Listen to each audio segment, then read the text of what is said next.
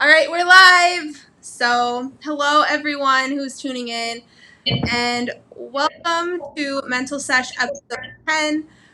It's called Retail Spaces and Places, and I'm joined with my friend Brett Westmoreland.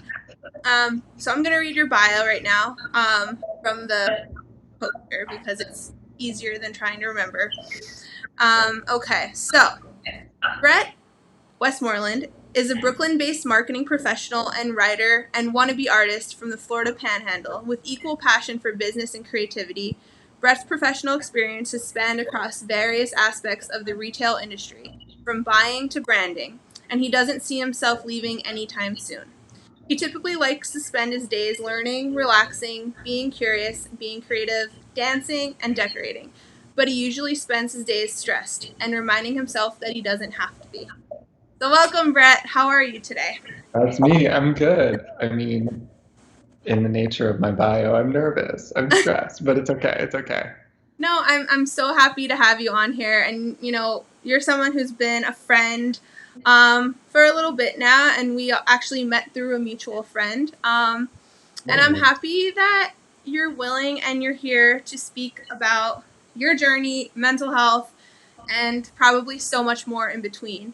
Because you're someone I think who, not even someone I think, someone who goes on their social media platforms and even in real life and is so vulnerable and talks so openly about your mental health. And you're also so insanely insightful about your mental health, which is, like we were talking about before, sometimes a blessing and sometimes a curse because it can actually lead to more feelings of anxiousness and whatnot. But what I want to start with, Hit me.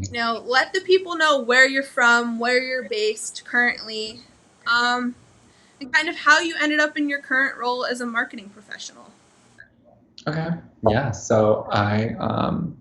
I'm from Pensacola, Florida. It's like if this is Florida, I don't know which way is the right way. It's like very like Alabama, Georgia, right there. Um, Very much Southern culture, small town, etc. Went to college at the University of Florida. Did not want to go there at first. I definitely wanted to move to New York City like immediately. That's always where I wanted to be growing up. My parents refused to pay for that. Got a scholarship. Went to UF. I'm now based in Brooklyn. Basically, kind of going into my journey and bringing it back to kind of a place of mental health. I essentially, as soon as I got into college, I found myself in a relationship, and I didn't really establish who I was leaving my small town um, before being in that relationship, and ended up kind of became a dependent relationship and like a super not healthy relationship. So about a year into that relationship, he got an internship in New York City. And I remember instead of like being happy for him, just being so upset, being like, how are you going to leave without me? Like, how am I supposed to be here without you? So I applied to internships in New York City. And I don't remember if I just applied to fashion internships or if I'm not sure, but I ended up getting an internship at Oscar de la Renta. Like, and this was for like a fall semester, so I'm sure there were like no applicants, and randomly like got an unpaid internship at Oscar de la Renta, and I was like I was like, this is the best thing that's ever happened to me. I like watched The Devil Wears Prada like 5 times that week and was like, this is it, this is me. Um, and basically, against my parents' desires, was like, I'm doing this. So I got my first internship in New York City, sophomore year, worked in wholesale. Always kind of wanted to be on like the campaign creative side, but you get where you can. So wholesale at Oscar de la Renta sounded like an amazing place to start. Um, Came back the next summer for another fashion internship in wholesale for a different brand. Ended up getting hired for that brand as soon as I graduated college to work in buying, which is pretty similar to wholesale. So again, very like numbers oriented, business oriented. Wasn't really what I wanted to do. Like I remember looking at like Gap campaigns in the subway and thinking like their slogan. It had a picture of Adam Driver and the slogan said "Back to Blue," and I was like, I want to come up with that line. Like that line is genius. Like back to blue. And like I was like, I want to work in branding, but essentially had my first job in buying. And I kind of really trusted my director at the time. I'm like a few months into my career, and I sat her down and I remember shaking, saying, like, I don't want to be in buying. I want to be in creative. Like, I want to be in marketing and I want to be doing campaigns and stuff like that. And I just remember thinking, like, who am I, fresh out of college, telling my boss I don't want to be doing the job on the team she's leading. And she essentially was like, I support you. I think you'd be great at that. Like, if there's ever a role within our company that opens up on the creative team, let me know. Well, she ended up quitting like a week later. Love her. And kind of that company started like culturally dismantling in a way. Like a lot of people started leaving. So I ended up leaving as well. My experience in wholesale led me to doing wholesale for for a furniture company. Loved doing that. Still wasn't necessarily creative, but great work-life balance, great culture, whatever. And then my old boss from Rag and Bone was like, I remember you saying that you wanted to work in creative. My new company that I'm working at is looking for a creative associate. Like, I know you have absolutely no experience, but I can put in a good word for you. So she essentially got me an interview and not fell in love, but really hit it off with the boss that I interviewed with. And I quit my furniture wholesale job 6 months later and finally like got my like once in a lifetime chance to go work in creative despite having no experience. So that company that I worked for was a startup. And so, I mean, I call it like creative boot camp at this point. Like my boss that ended up hiring me quit probably like 3 months later. So here I am like 23. 23? I think I was 23. Literally like no one reporting like in between me and like the CEO of the company. And I'm just like, what am I supposed to do? So really kind of dove in, did copywriting, social media, art direction, movement direction, styling, casting, um, email marketing, anything remotely creative marketing related essentially came through me and my partner, who was the graphic designer, art director at the time. Um, we were like a little dream team, the two of us. And then it just kind of, going back to the mental health place, I'd realized that maybe I hadn't addressed a lot of issues from my childhood or things that I was chasing or wanting to prove myself or blah, blah, blah. And I realized like that job was not working for me and my mental health. Devoting myself to being a one person or a 2-person team doing 20 people's jobs just like it's no longer a way I could sustain my life. So decided to quit there without a job and ended up shortly thereafter getting a job that I have now, which is doing essentially social media marketing, community marketing for a big global fashion brand. So love it. So happy to be here, but it's been quite a journey.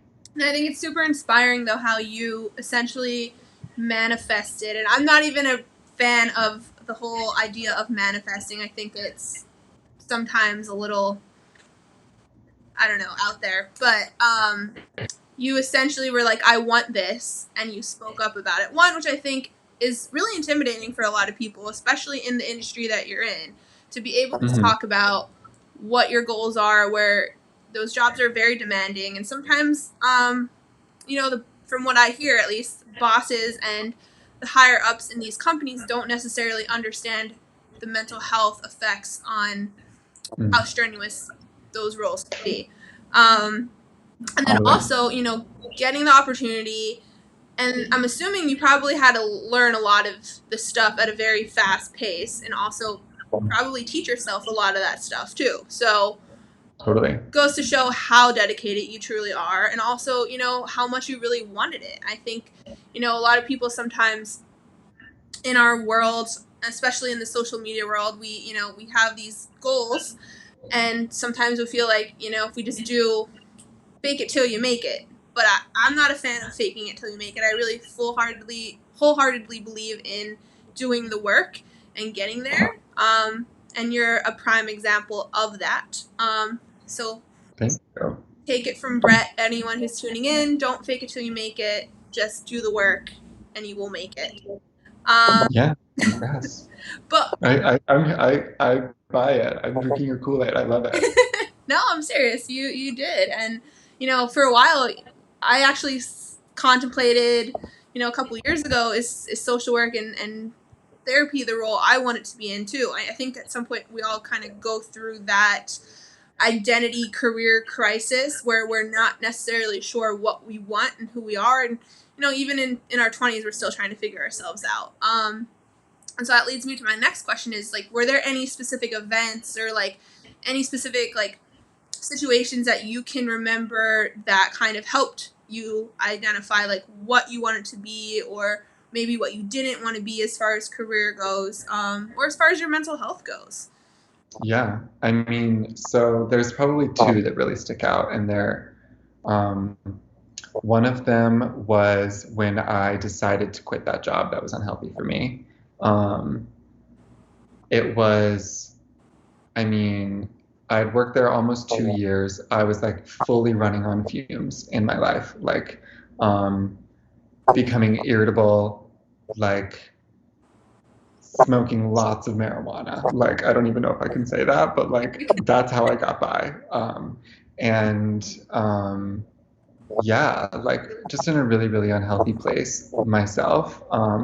But kind of realized that I had never, I don't know, basically the big moment was our company was kind of going through a change in leadership. They brought in an HR consultant, and she sat down with everyone individually and kind of like heard their piece because they were trying to like bring this company to like the next stage. Mm-hmm. And I told her everything that I'd been doing. I aired all my grievances. I told her why like I was having problems with some of the leadership transitions, blah blah blah. And I like said my whole piece. And she just looked at me and she said, "Can I ask you one question?" And I was like crying at this point. I was like, "Hit me." And she was like, "Why are you still here?" And I remember just like, it's like the room flipped upside down or like became like oblong. I was just like, "What do you mean?" And she was like, "Why are you here?" Like, she's like, "You're so unhappy. You're so unhappy, not just in your job, in your life. You're so unhappy." And she like pointed out the window and she was like, "You're 20, what? 24, 25?" And I was like, "Yeah." She's like, "You're in New York City. You could do anything out that window. The world is your oyster." She's like, "You're a cute, like charming 25-year-old guy in New York City, and you come to a job every day that is making you miserable. And no one is making you do that but you." Yeah. And I was like, I was scalped and I was like, holy shit. Um, so that was like a huge moment for me. And that's why I ended up kind of quitting without a job, because I had really thought about it. I mean, my dad had sent my stepmom up to New York City to like see me because they were so worried about me, because I had just like, I cracked, I fully cracked. And I had basically asked her permission. I was like, "Can I quit? Like, can I please?" And she was like, "Yeah, like you'll figure it out, but you're so unhappy. You can't keep doing this." So that's the first time, that's maybe the first time that I learned about boundaries. Um, and then I learned about, um, maybe taking ownership over my life and realizing that no one was making me be unhappy besides me. Mm-hmm. Um, and then probably a second big moment was this quarantine COVID experience. I feel like I came off of this residual, like, I felt like prior to quitting my job and having that big, like, aha moment, Mm-hmm. I found this job that I have now, and it was still in retail, it was still in brand marketing, it's still related to social media, and I basically, it kind of fell into my lap in a way right after I'd quit my job. Mm-hmm. But I had just quit my job and I was so bitter and resentful toward like the past few years of my life that I was like, I don't want to work in retail. I don't want to have this job. Like I don't want to blah, blah, blah, blah, blah. Mm-hmm. And I would say things like, if I won $1 million, I would go to architecture school. Or like, I kind of want to like quit my job and go like work at the Guggenheim part time and just like whatever. And it wasn't until I was like on furlough during quarantine, had nothing to do with my days, that I really could start to, instead of just like flippantly being unhappy with my reality and being like, I would do anything else if I could. I was like, what does it take to go to architecture school? What does it take? What would my life look like if I could like do X, Y, and Z? And I went through the whole list. And by the end of it, I was kind of like, turns out my reality is exactly what I want. Like, turns out the best option is literally what I already have. Like, why am I always chasing something else? So that kind of really brought me back to the present and an appreciation for my actual reality. So those are probably like two of the big moments that kind of shook me. I love that. I love that you did that activity to see, because I think sometimes, when we're maybe unhappy with our careers or unhappy with certain aspects of our lives, we always kind of resort to thinking about what are the other options that we have, rather than looking internally and saying, all right, like what's going on for me right now that I need to maybe make some tweaks to make this reality a little bit better. It's easier for our brains to get distracted in like these like ideas or these like fantasies almost, and it's not necessarily a fantasy, but I'm just, for lack of a better word, um, you know, even for me, when I thought I didn't want to be in social work, maybe I wanted to be in marketing, and it was like glamorous for me, this idea of Mm. something else. But then, I also had to take a step back and be like, no, I'm doing what I like. It's just maybe not this exact role. Um, and it's so important that you said that, how you literally wrote the list and how you did that, because I don't think a lot of us really do that. And it's Mm. easier to kind of distract ourselves with other ideas rather than face the reality, is like you did. And another thing I wanted to mention too was the fact that you mentioned how you're always chasing, for something more, or you're always looking for what else there is out there. And Yeah, you also mentioned earlier about how some of your personal struggles or your own personal things that you were going through were kind of holding you back, and whatever that may be. But it's just interesting to me how so our personal lives kind of really affect every other area of our lives, whether that be work, friendships, relationships, hobbies. 1,000%. Um, it really does have an effect. And I think you hit the nail on the head when you said, I had to really focus on me as a person and me as Brett before I, started exploring other things, because, jumping into something else, it's still not defeating the fact that there's still some personal stuff we have to work through. And that goes for all of us, myself included. Totally. We always have to nail the one thing, because that's the common denominator. No matter what job you have, you're still with your thoughts, you're still with you. Yeah. So, That whole idea that like you can never really run away from something, your problems are still going to show up. Like, um, I realized that if I kept doing the what if if I kept deciding to go a route that wasn't the route that I was, I still hadn't really addressed the problem at all. Um, and that my problem was that like I'm not happy, but I realized that like, so like for example, when my life was like spiraling at that job that just like really wasn't good for me and blah blah blah, like first of all, my job wasn't the problem; it was a symptom. Um, like my job was also taking me out of control, and I had like acquired like thousands of dollars in debt. I like wasn't eating well. I like everything was unraveling, and so here I am, finally kind of like chipping away at my debt. And I'm saying I want to go to architecture school, and then I'm looking into architecture schools, and it's like $70,000 a year. And I like actually had to be faced with the reality of like, do I want to be in 100 times more debt than I was in mhm. prior? Like, that didn't feel good to me? Why am I saying that that's something that I want? Um, so yeah, yes, I'm just agreeing with you. That's what I'm saying. No, I agree, and I think sometimes those check-ins are needed, in all of our lives. Yeah. But as far as like creativity goes, that's another thing that you have so much of.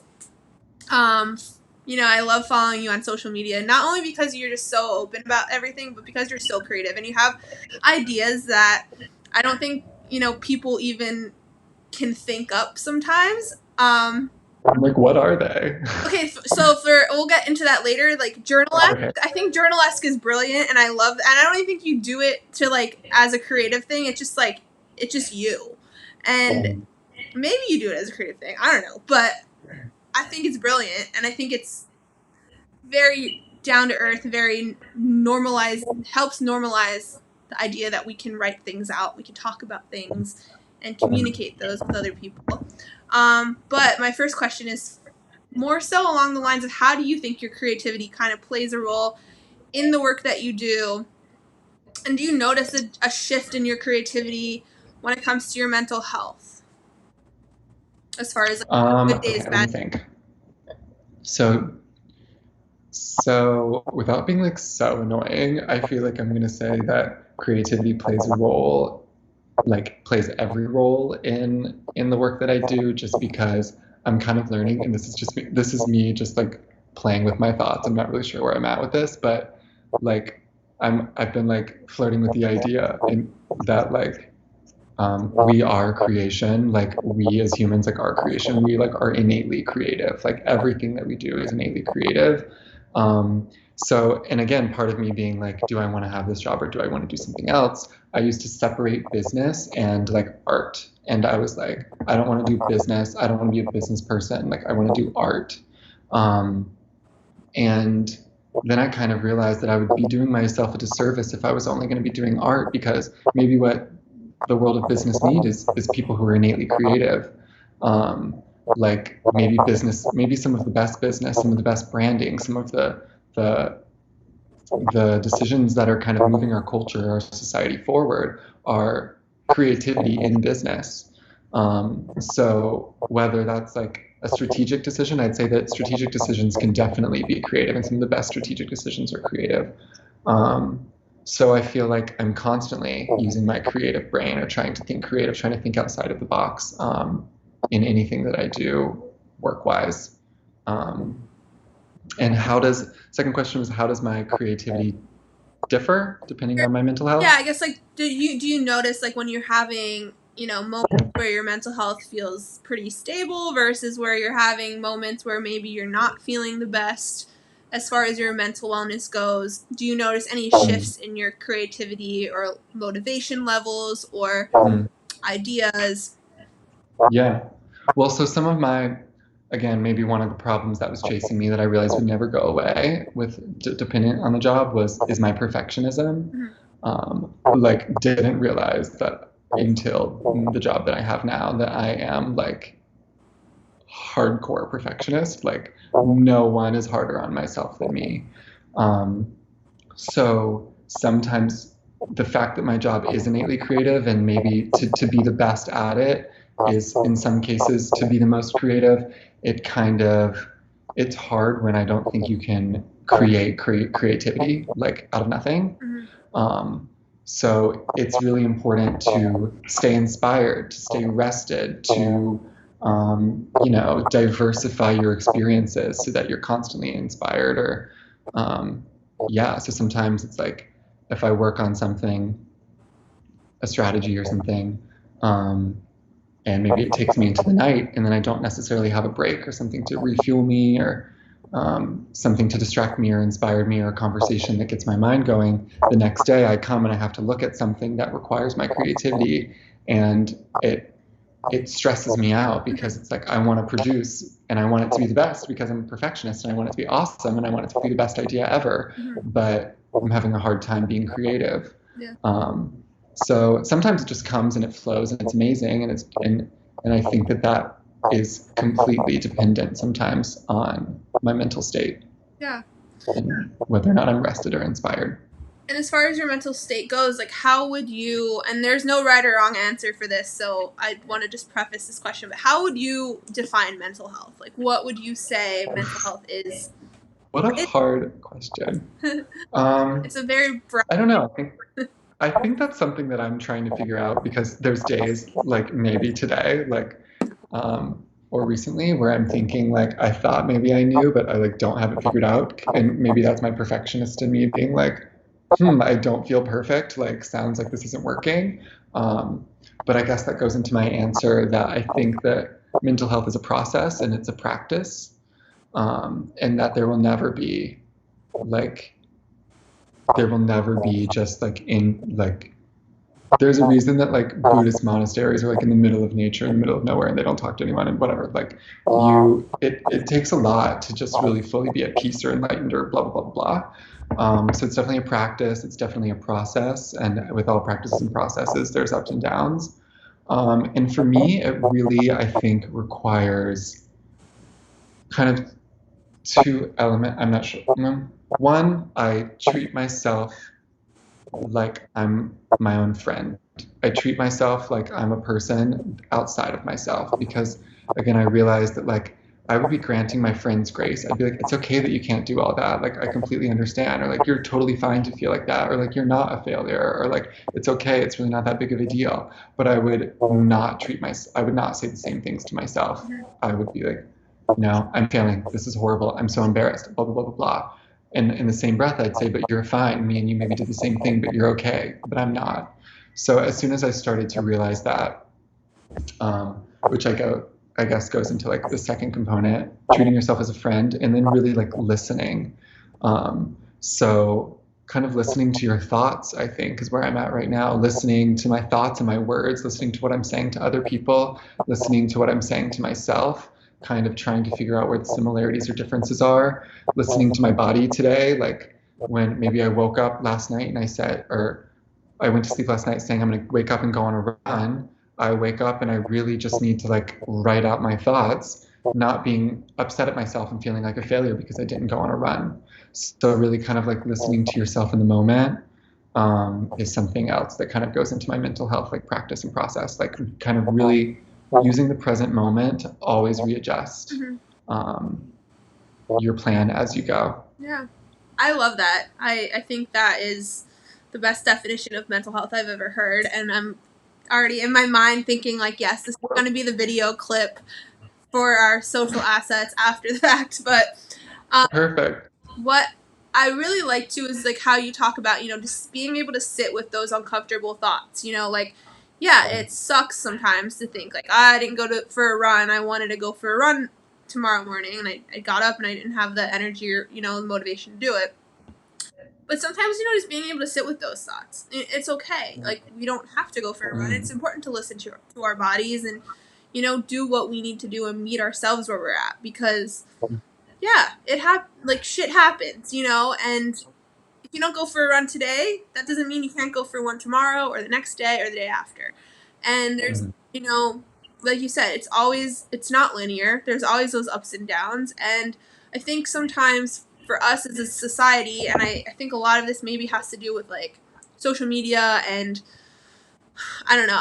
I'm a big proponent of the effects of social media on our mental health. I think we're starting to train our minds to think that if we're not doing something good, it's like a huge failure for us. And maybe not, but I always argue that, when we're using our social media, we have to make sure we're following accounts that are inspiring us and making us feel good, because we're, on our phones so much throughout the day, and we're exposed to so many things. And I think that's a small piece of the puzzle, but there's a huge influence on, us just feeling like we're not doing enough, or we're not doing Totally. whatever we want to do because we saw so and so post in their story yesterday morning that they went for a run. So that means we need to do it, and Yeah. it's okay to not. And like that's why like I think it's interesting hearing you say like you love journalesque, which like for anyone who's listening that doesn't know, I just like literally write all of my thoughts down in a phone note folder called journalesque, and I post them to my story. And I think we're going to talk about those a little bit later. But I sometimes I post like my deepest darkest thoughts on my Instagram feed, and it gets like 13 likes, and then I'm like, it again, it's like, is anyone listening? Is this legitimate? Is this not good? And I fully kind of like, I had to get myself out of the trap of being like, is this good if it's not getting engaged? Like, am I still valuable if I have 2,000 followers? Like, and again, kind of that whole idea of like, no one's gonna like save me from working in my unhappy job but me. I was like, no one's gonna validate me that this work is good if I don't think that it's good. So like, let it get no engagement. Let no one follow me. Like I'm writing from my heart, and like if I think it's good, it's good. But I totally hear you that that's all to say that yeah, social media is such an easy benchmark to compare yourself to others and to determine whether or not you're doing enough. Yeah, I would say too. Like, I think, as a society, we're not accustomed to the harsh realities at times, or like the non happy emotions that come with who we are. We don't know how to react when we see that stuff, because it's, either stigmatized, or we tend to push things under the rug, even at work. Like, our companies embracing a culture where it's okay to talk about the not so good days, or most places aren't. And that's, you know, even on social media, we're not exposed to a lot of the not so great things that happen in our lives, you know, and I think when people see them or we hear about them, we're kind of like, oh crap, like how do we respond, or how do we, what do we do, or is it good? So I like that you talk about that stuff online, because I think it's important, one, to not only just show people that, like, yeah, it's not this highlight reel online, but also it encourages this idea of writing our thoughts down, whatever it is. If you have an idea, if you have a good thing that happened in your life, a not so good thing that happened in your life, you want to ask a question in your mind about Post Malone. Like, I have a lot of random thoughts throughout the day about Post Malone, and I sometimes write it down, and that's fine. So I like Journalesque a lot, big fan.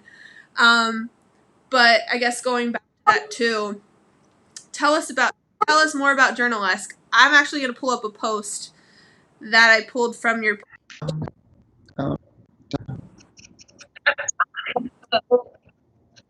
Okay, so there's a post that you posted. I think it was back in May, and it was one that I screenshotted.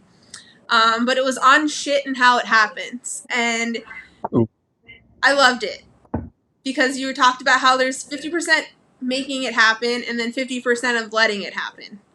And then you were like, now I think that shit happening looks like this: 100% making shit happen, 100% letting shit happen. And then you wrote, good or bad, shit happens. It has absolutely everything to do with you and absolutely nothing to do with you. Life is not meeting you halfway. It's happening simultaneously. So for those of you watching, follow Brett, because this is the kind of thing you get, and it really makes you think when you see it on your feed. And it's refreshing to see this stuff.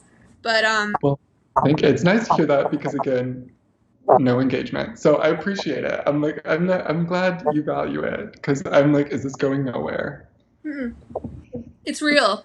It's real, and that's what we should all strive to be doing, and being our authentic selves, good or bad. We're human. We all have those good days and bad days. Totally, yeah. Another thing I wanted to ask, because you're so insightful about your mental health, and you also are very open online about it, has it always been like that for you? Was it always easy to speak openly about it? Or if not, what helped you become more open to sharing, that kind of stuff for people who might be, interested in doing that? I'm not sure. I know that, I think that as far as I've had Instagram, I've been someone who was kind of outright vulnerable via words. I think that writing has kind of always been, I didn't know what else to write about if not my personal experiences or thoughts. And I'm someone who kind of like has even struggled with the idea of like, am I a writer if I don't write? And in my mind, I wasn't a writer because I wasn't like writing a novel or like an article to be posted on BuzzFeed or whatever it might be. I was just writing my notes in my phone, and I thought it was super like illegitimate and stupid. And I even hid behind. I've been so nervous to establish myself or legitimize myself as a writer, and I think a crutch for that is Journalesque, where I can be like, I'm not a writer. I'm just writing my phone notes. So I think that in a way, people are kind of like, you're really vulnerable, you're really, like open, blah, blah, blah. But in my mind, I'm kind of like, I see it as like, I'm scared to legitimize myself as a writer. I'm scared to pursue my writing. I'm scared to legitimize my thoughts. I'm scared to really pursue that. So I just posted my phone notes. So I think I've always been open because I was like chasing something else. I didn't even realize. People would be like, oh my God, this is so vulnerable or open or something. And I'm like, really? Like, I feel in my mind, I'm not enough. I'm not doing enough, and I'm not like successful enough, and blah, blah, blah. So like, I didn't think it was that vulnerable or that good. So yeah, I think I always have. But I know that my first note in my phone is from the day before I moved to New York. And I think that it started as me wanting to just write down my journey living here. So like my first notes are like, I'm cold. I'm finally pulling out my like winter coat. Like I can't wait until I know these streets by name. Like I just wanted to like belong as a New Yorker, and that's like where it started. But I never, yeah, I didn't see it as vulnerability because I still was just thinking I was like an illegitimate writer. Yeah.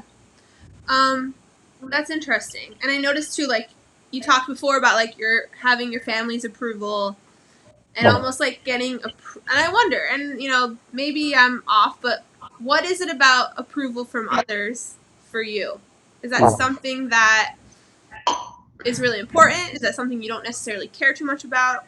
Yeah, I mean, and I don't know, maybe this is why like some of the conversations we're having around our societal norms and stuff um, are way so heavy on me, and like I wouldn't say I have empathy or sympathy for the notion of the white straight man or whatever, but I think that straight men in our society have a hard time of expressing their emotions, especially the most vulnerable ones. And I think for me, that manifested in a father who saw me as someone who had endless potential and communicated that by telling me to always reach harder.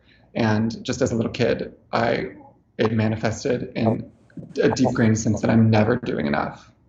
So my dad just sees my endless potential and is just like, you can do anything in the world. And here I am interning for Oscar de la Renta, and it's not being an engineer or a doctor, and I'm super insecure that I'm not doing enough. Um, so, here I am working for a startup, and I'm essentially like running the creative, like with absolutely no experience, but like never did I hear like you should like calm down or you should like maybe you need rest. It was like great, keep going, like get a raise, like you're doing great, like maybe they'll promote you.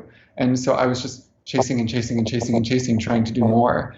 And that's when I realized, and she was like, why are you doing this? I was kind of like, I realized like from my father, like I and he's not even it's not that he was making me do that, Yeah. like and it's not that he was telling me that I wasn't enough, but it's how I'd internalized that my whole life. And it's like I had to become aware of that over time and realize like, okay, no one's going to tell me that I'm doing enough but me. No one's going to tell me to stop but me.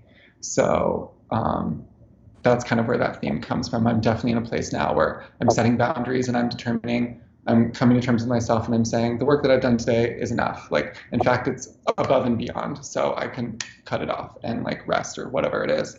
Thank you for sharing all that. I know it's not sometimes easy to talk about, let alone doing it live on a YouTube page, but it's I love you, it, Dad.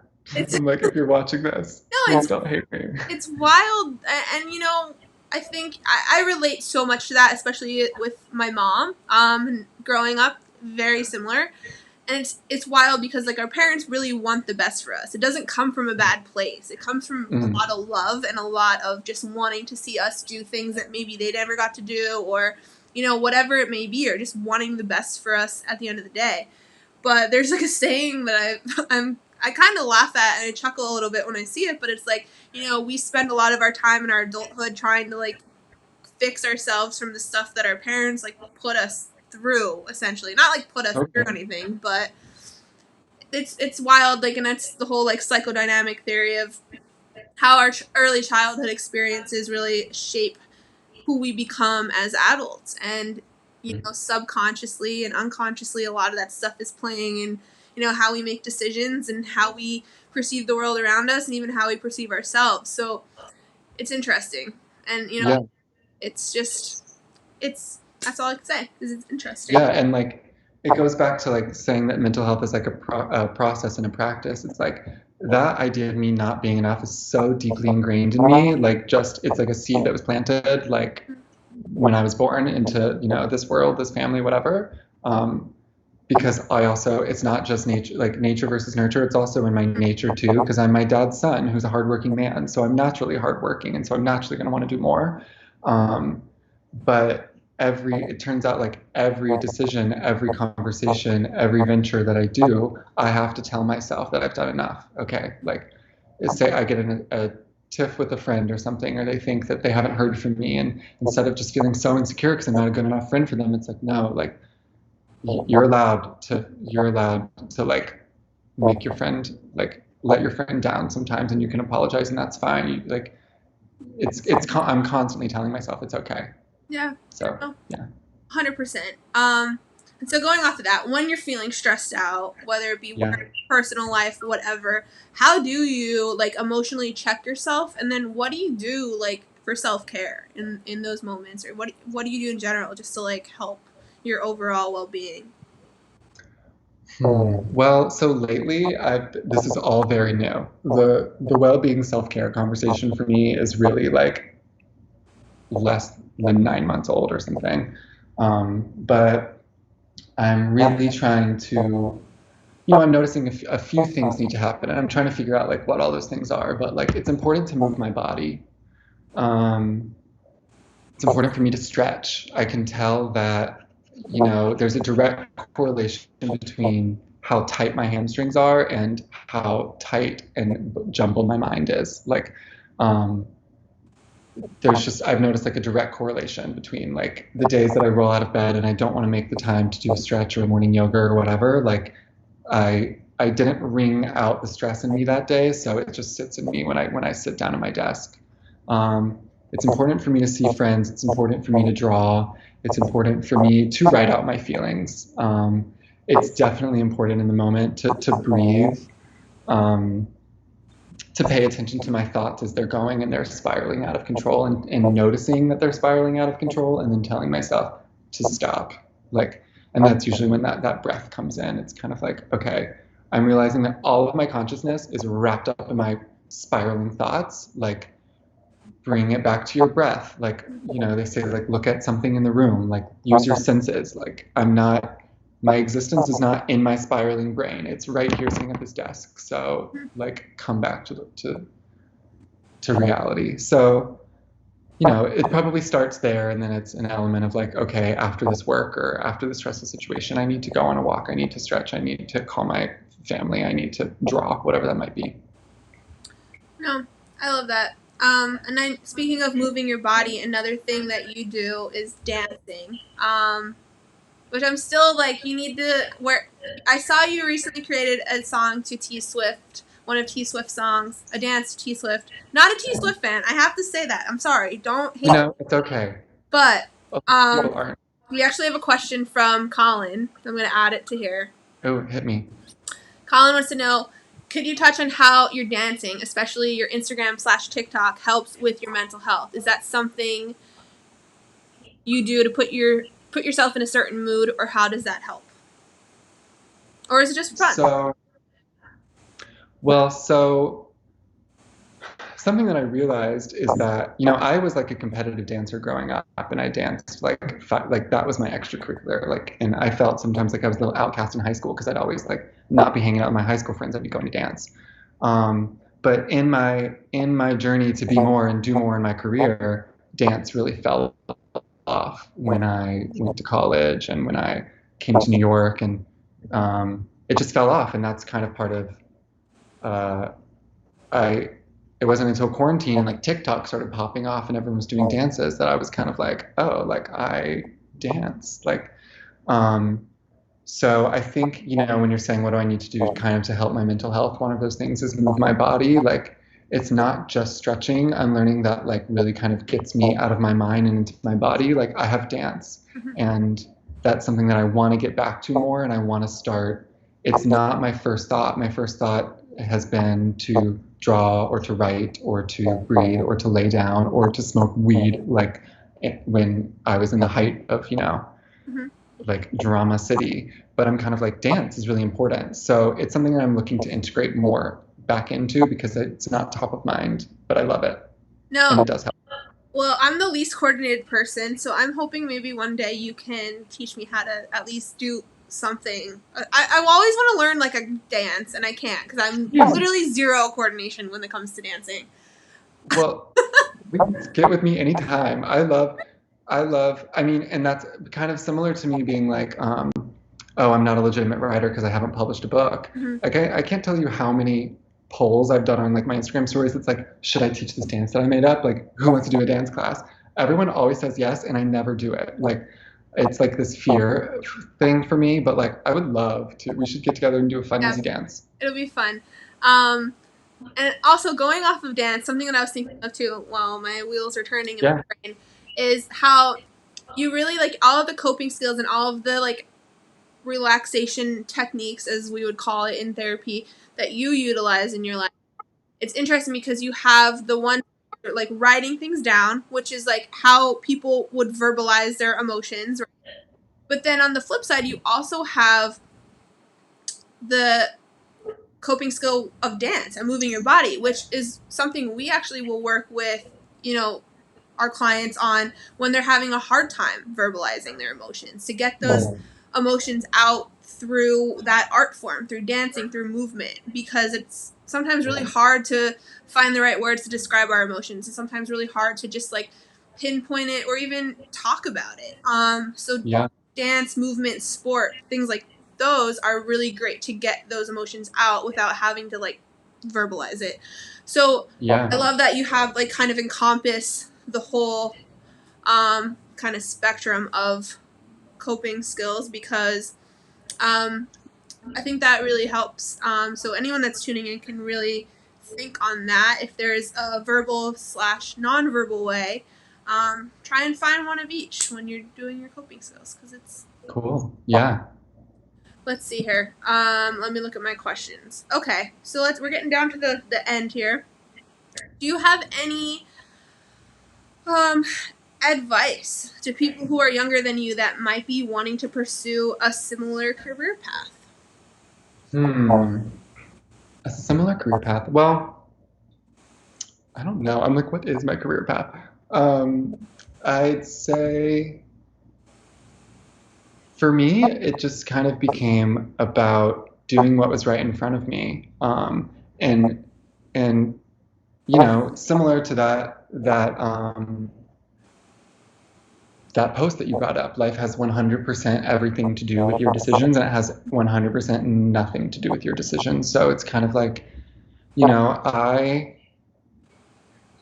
wanted to live in New York City. I took that internship at Oscar de la Renta.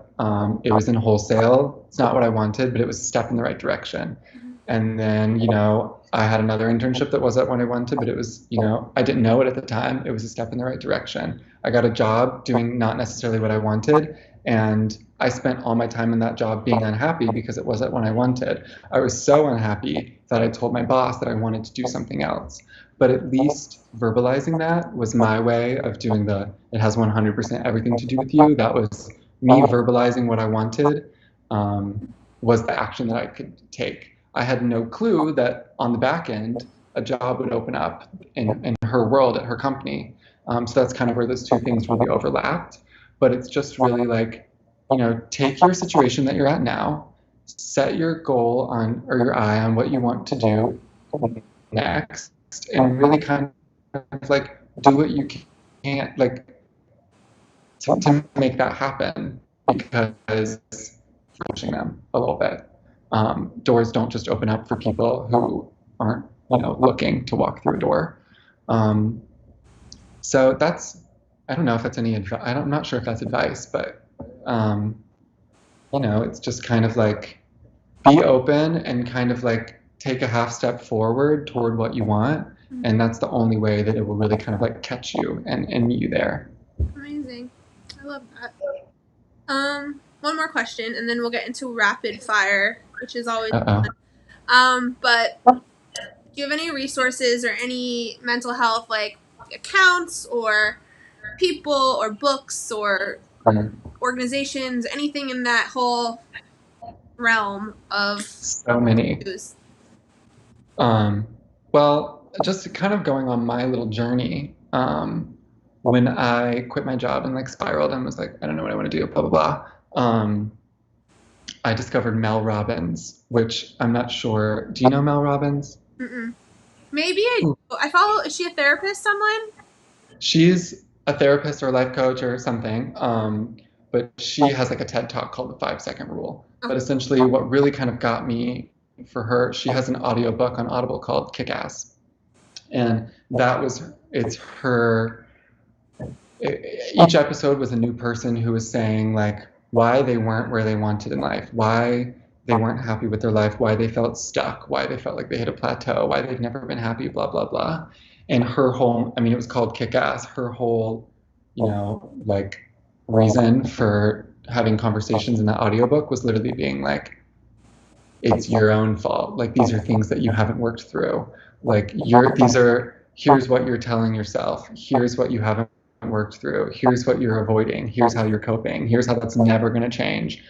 And I just listened to every episode and I was like, holy crap. And so that was the first thing that I was like, okay, my life is in my hands. Got it.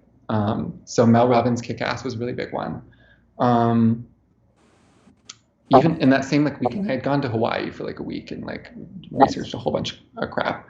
There was this YouTube series on neuroplasticity that really, I mean, I literally just Googled neuroplasticity, and that's probably like my biggest advisor research or resource or whatever. I literally, anytime that I've come across something or think something that's interesting to me, I Google it immediately. Like, why is work giving me anxiety? Or like, what to do when stretching isn't enough, or like whatever it might be. So I'd come across this concept of neuroplasticity and I just YouTubed it. So neuroplasticity is the idea that your brain actually can change its pathways and your habits can actually change over time in a way that they didn't think our brain could. They thought by the time you were like 25, and you probably know more about this than me, you're like a professional, but they thought by the time you were grown, your brain was like done and like that was it. You could never change. And that's just not necessarily true. It's all about forming new pathways, building new habits. So that just kind of researching on neuroplasticity really kind of opened my mind to realizing I could really make my life and my habits and my